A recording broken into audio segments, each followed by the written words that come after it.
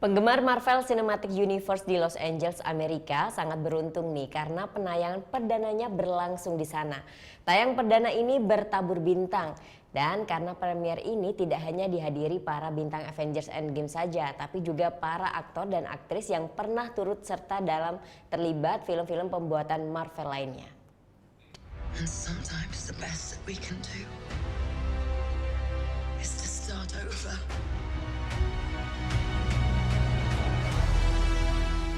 Film yang telah dinanti-nanti para fans berat Marvel Cinematic Universe akhirnya datang juga. Avengers Endgame.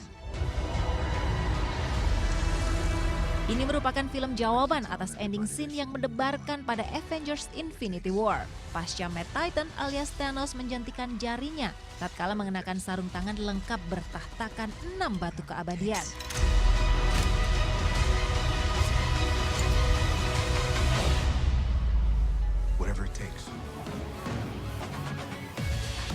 Bertema senada, karpet yang digelar dalam penayangan perdana di Los Angeles, Amerika Serikat 22 April ini juga bernuansa ungu. Ratusan penggemar berkesempatan nonton bareng puluhan aktor aktris pemeran superhero Marvel.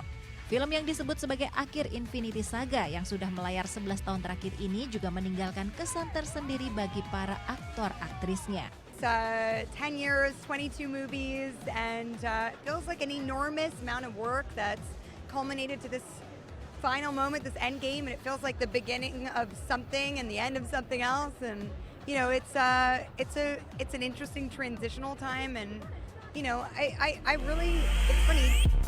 Yes, bisa jadi ini merupakan awal baru untuk fase MCU berikutnya. Salah satunya buat Captain Marvel. Yeah, it's a family through and through.